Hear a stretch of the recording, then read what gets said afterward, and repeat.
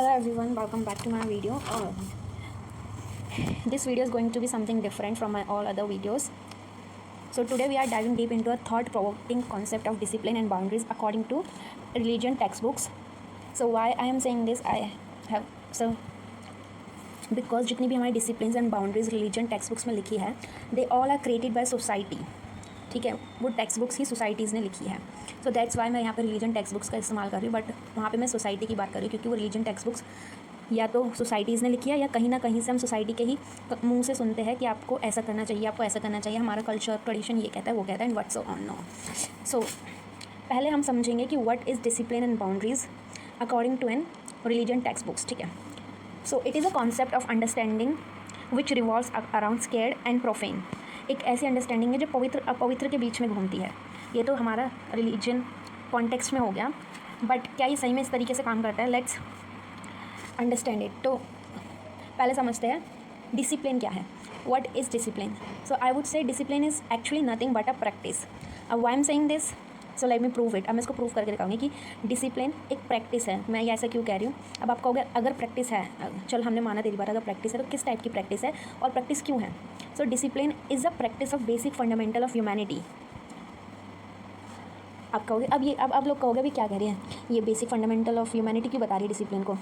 देखो, it is a innate human practice.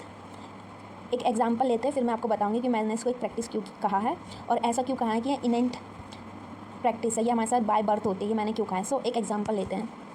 एक मैं नहीं हूँ, एक XYZ आदमी है और he is going for his higher studies in math. अब उसको अपनी हायर स्टडीज़ कंटिन्यू करनी है मैथ्स में. सो he wants to continue his further studies in math, so it was assumed that he must be good at his basic fundamental concept of mathematics. So जब वो किसी university में अपना admission लेने जाएगा मैथ्स में, सो हम ये मान के चलेंगे ये मैथ्स के इसके बेसिक कॉन्सेप्ट क्लियर है, इसी वजह से इसको मैथ्स की फ़र्दर स्टडीज़ करनी है. अब इसको फर्दर स्टडीज़ इसलिए करनी है मैथ की क्योंकि इसके बेसिक कॉन्सेप्ट क्लियर है, और बेसिक कॉन्सेप्ट क्लियर है तभी ये मैथ की फर्दर स्टडी कर रहा है. सो ये सब चीज़ें आपस में इंटर रिलेटेड है. ये थोड़ा सा कन्फ्यूजिंग हो सकता है आपके लिए. सो फॉर एग्ज़ाम्पल एक स्कूल है, जो स्कूल फेमस है कि इस स्कूल से सिर्फ टॉपर बच्चे ही निकलते हैं, but that's not the reality. उस स्कूल से टॉपर बच्चे नहीं निकलते, उस स्कूल में लिए ही टॉपर बच्चे जाते हैं. सो ये आपस में इंटर रिलेटेड है. तो इसी प्रकार से ऐसी केस ह्यूमैनिटी में है. मानो मैं एंड मेरी फ्रेंड है, वैसे तो हम अपने माँ बाप से पैदा हुए हैं, लेकिन जो हमारे ट्रेट हैं उसके जेनेटिक ट्रेट्स अलग है मेरी फ्रेंड के, एंड मेरे जेनेटिक ट्रेट्स अलग है. ओके, लेकिन we all are created by, it is assume that we all are created by God, and हमारे में एक एलिमेंट होता है, हम एक ह्यूमन है तो ह्यूमन का एक एलिमेंट होता है ह्यूमैनिटी, जो हमें आपस में कनेक्ट करके रखती है. मैं एंड मेरी फ्रेंड को आपस में कनेक्ट करके रखता है ह्यूमैनिटी, क्योंकि there are so much diversity between she and me, but हम कनेक्टेड है बिकॉज ऑफ ह्यूमैनिटी. अब आप कहोगे अब ये ह्यूमैनिटी को कैसे परखेंगे हम? So what truly define humanity? अब यहाँ से क्वेश्चन आता है. So humanity is nothing but love and compassion toward each other. ठीक है, सो ह्यूमैनिटी का कॉन्सेप्ट आपको क्लियर हो गया. अब हम अपने आसपास के माहौल में देखते हैं आजकल हम हर किसी लोग को कहते हैं कि ये तो इनह्यूमन है, ये तो इनह्यूमन है. तो आपने कभी सोचा what makes a person inhuman? So I will give you reply. मैं इसका आंसर देती हूँ. Lack of humanity makes a person inhuman. तो आप किसी से भी पूछोगे तो वो आपको यही बताया कि इसमें ह्यूमैनिटी की कमी है. अगर आप किसी इंसान से पूछोगे तो वो कहेगा इसमें ह्यूमैनिटी की कमी है, दैट्स वाई ये इनह्यूमन है. अब ह्यूमैनिटी की कमी में आ जाता है हमारा लव, कंपेंशन, एम्पैथी, काइंडनेस. इस चीज़ की उस आदमी में, इंसान में कमी है, दैट्स वाई वो इनह्यूमन है. सो ये बहुत ईजी. बट अगर मैं कहूँ कि ऐसा नहीं है, क्योंकि जैसे मैंने कहा अगर मुझे मैथ्स की फर्दर स्टडीज़ करनी है तो मैं उसके लिए मुझे मैथ में अच्छा होना पड़ेगा, और जब मैं स्टडीज़ कर रही हूँ तो इसका मतलब ये बहुत कॉमन सी बात है. अगर मैं मैथ्स की फर्दर स्टडीज़ कर रही हूँ तो मतलब मेरे बेसिक कॉन्सेप्ट क्लियर है. सो जब भगवान ने हमें बनाया, उन्होंने हमें ह्यूमैनिटी का एलिमेंट हमारे अंदर पहले से ही डाल के दिया है. तो हम कभी भी कहते हैं ना इसमें लैक ऑफ ह्यूमैनिटी की कमी है, नहीं, इसमें लैक ऑफ प्रैक्टिस की कमी है. और ये जो प्रैक्टिस की कमी है ये उसके इन्वायरमेंट से आती है. अगर उसके इन्वायरमेंट में लव, कंपेंशन, एम्पैथी नहीं होगी तो मोस्ट प्रोबेबली उसमें इन प्रैक्टिसों की कमी होगी. समझ रहे हो? Now let's come to the topic of boundaries. What is actually defines boundaries? So according to religion context, boundaries refer to limit और गाइडलाइंस. ठीक है, that define acceptable behaviour in relationship and interaction with a religion community और with individual outside of it. एक boundaries, sir सबको boundaries पता है क्या है?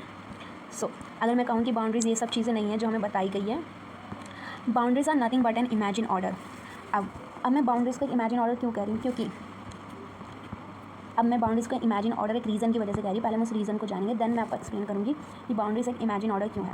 उससे पहले हमें समझना होगा boundaries what is imagine order, imagine order क्या है। तो इन योर नवहारी कॉन्सेप्ट कहता है कि imagine order refer to a shared believe and narrative that human creates and collectively accept as real even though they are not based on objective reality. ठीक है, तो imagine order हमारी एक imagination है, वो रियलिटी नहीं है। समझ गए, बस इतना समझो, वो एक रियलिटी नहीं है। सो कंक्लूजन ये निकलता है कि boundaries are created by society. अगर मैं कह रही हूँ कि बाउंड्रीज एक इमेजिन ऑर्डर है, दैट्स मीन बाउंड्रीज सोसाइटी ने ही क्रिएट करी है, जो रियल नहीं है, लेकिन हमें उसको रियलिटी माननी पड़ती है। लेकिन हम ना ये कह सकते हैं, rather we say that boundaries are adaptation with over the period of time. अगर हम ये कहें कि बाउंड्रीज कुछ नहीं, लेकिन बस एक अडेप्टेशन है। अब मैं बाउंड्रीज़ को अडेप्टेशन रिलीजन कॉन्टेक्स्ट में क्यों बता रही हूँ, उसके पीछे भी मेरा एक रीज़न है। देखो, जो किताबें से 500 साल पहले लिखी गई थी, 500 साल पहले, उस टाइम का इन्वायरमेंट अलग था। चाहे वो किसी भी टाइप का जियोग्राफिकल, हिस्ट्रिकल, पॉलिटिकल, कैसा भी इन्वायरमेंट हो, वो अलग था।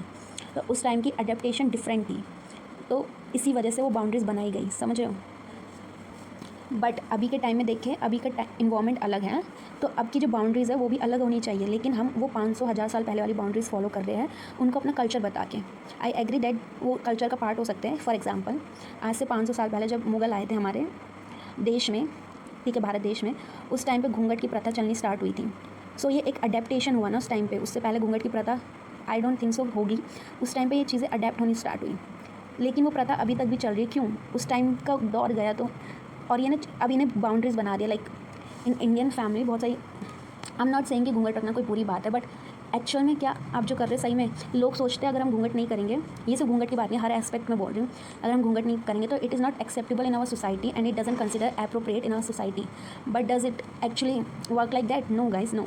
एक अडेप्टेशन है। उस टाइम पे घूंघट का अडेप्टेशन हुआ था, तो लोगों ने उसे अडेप्ट किया क्योंकि उस टाइम पे उसकी नीड थी। But now there is no need of घूंघट। बट हाँ, ये टोटली एक पर्सनल चॉइस है कि तुम्हें रखना है नहीं। बट मैं एग्जाम्पल दे रही हूँ, ओके। तो हम कह सकते हैं कि बाउंड्रीज़ कुछ भी नहीं है, बट एक अडेप्टेशन है समय के साथ साथ। सो इन कॉन्सेप्ट से ना बहुत सारे क्वेश्चंस निकलेंगे आपके दिमाग में भी और मेरे दिमाग में भी निकल रहे हैं। एंड बहुत सारे लोग कहेंगे भाई ये क्या बात कर रही है तू, it doesn't make any sense and this and that, but it make sense to me. So question ये निकलता है, should we follow those boundaries, क्या मैं उन बाउंड्रीज़ को फॉलो करें, और should we practise our humanity.